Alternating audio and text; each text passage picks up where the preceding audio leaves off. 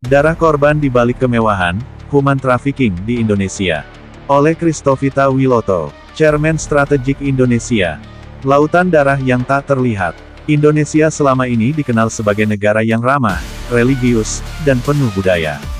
Tapi di balik senyuman dan eksotisme Bali, Jakarta, Medan, dan Batam, ada darah ribuan, bahkan jutaan, korban perdagangan manusia yang disiksa, dijual, diperkosa, dibunuh, dan dikubur diam-diam. Ini bukan sekadar kejahatan. Ini adalah pekerjaan Lucifer.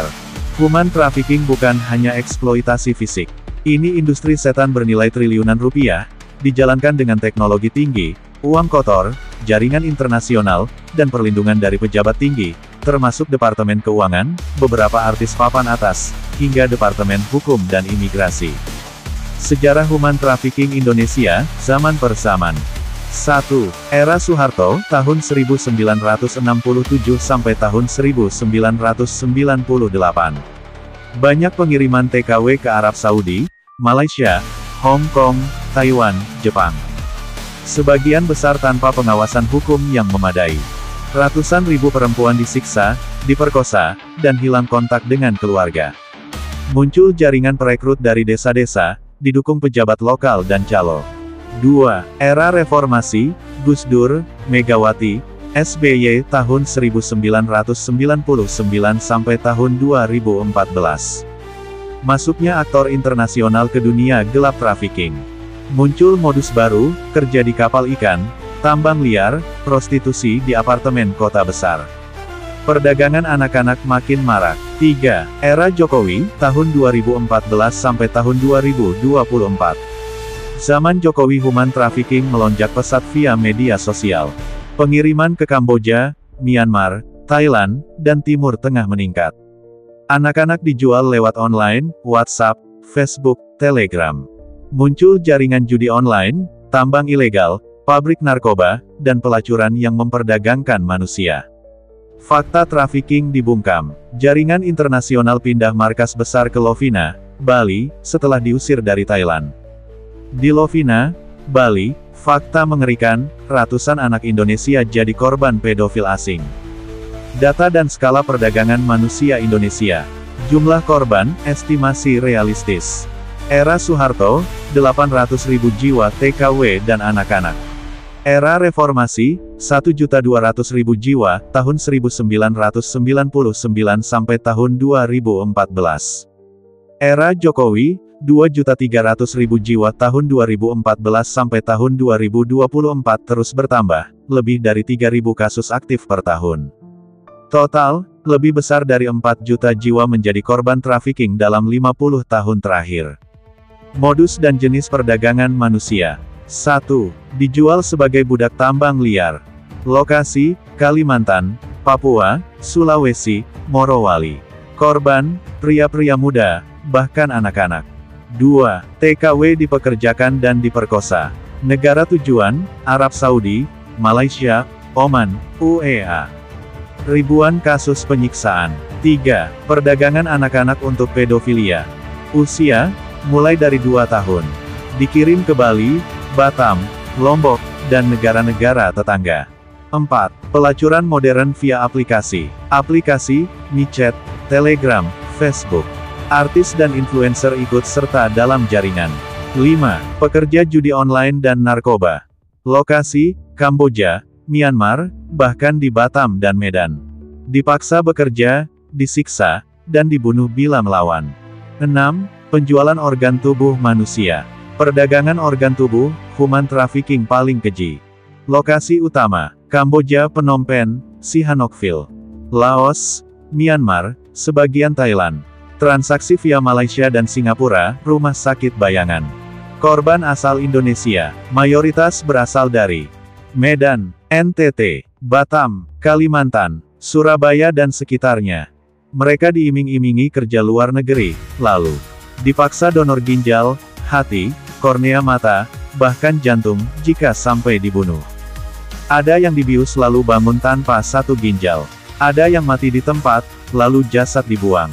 Ada yang dijual 2 kali, pertama organ, kedua tubuhnya diperkosa lalu dibuang. Contoh nyata korban Indonesia, Wahyudi, 24 tahun Medan, dijual ginjalnya di Kamboja, sekarang hanya bisa tidur duduk. Maria, 17 tahun NTT, dibawa dengan janji kerja hotel, tewas setelah diambil hati dan ginjal. F inisial, 16 tahun, Surabaya, hilang di perbatasan Thailand, ditemukan sudah menjadi mayat tanpa organ.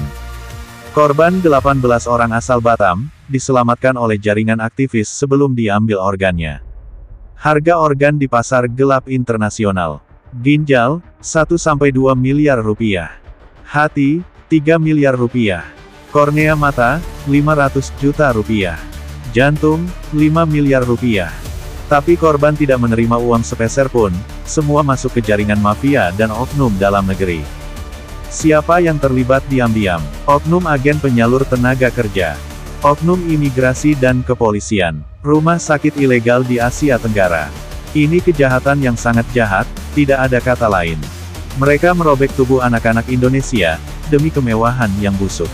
Dan Tuhan sedang menuntut balas. Pencucian uang dan pembagian keuntungan. Keuntungan industri trafficking mencapai 500 triliun rupiah per tahun. Dicuci melalui properti mewah, mobil sport, hiburan malam, pajak fiktif, marketplace dan NFT atau non-fungible token, sertifikat digital unik yang membuktikan kepemilikan atas suatu barang digital, seperti gambar, foto, lukisan digital, musik, video, game. Fungible sama dengan bisa ditukar satu sama lain karena nilainya sama. Contoh, uang, $1 sama dengan $1. Non-fungible sama dengan unik, tidak bisa ditukar karena tidak ada yang sama persis seperti lukisan asli Mona Lisa. Jadi, NFT adalah barang digital yang unik dan tidak bisa ditukar dengan barang lain yang sama persis, karena tidak ada yang sama. Di mana NFT disimpan? NFT disimpan di blockchain, teknologi di balik Bitcoin dan kripto. Blockchain menjamin siapa pemiliknya, kapan dibeli, apakah asli atau palsu, kenapa bisa mahal, karena unik, dan dianggap punya nilai seni atau koleksi. Beberapa dijual sampai miliaran rupiah, tapi juga banyak yang tidak laku sama sekali. Hati-hati, banyak penipuan dan money laundering, pencucian uang, menggunakan NFT. Beberapa NFT dijual hanya untuk memutihkan uang haram, seperti hasil korupsi, human trafficking, dan lain sebagainya. Human trafficking dinikmati oleh oknum pegawai Departemen Keuangan menerima aliran dana. Artis dan selebriti sultan, influencer flexing yang pamer kekayaan tiap hari. Sri Mulyani bertanggung jawab. Sebagai Menteri Keuangan, ia tahu perputaran uang negara dan harus bertanggung jawab atas pembiaran aliran uang kotor dalam sistem pajak dan perbankan Indonesia. Sri Mulyani sebagai Menteri Keuangan memikul tanggung jawab pengawasan keuangan negara.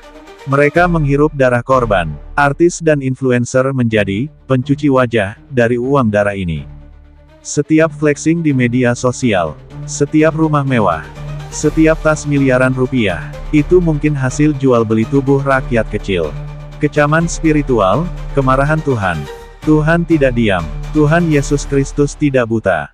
Celakalah kamu yang menindas orang kecil dan memperdagangkan anak-anakku, karena aku akan mencabut napasmu dari dunia, pesan profetik.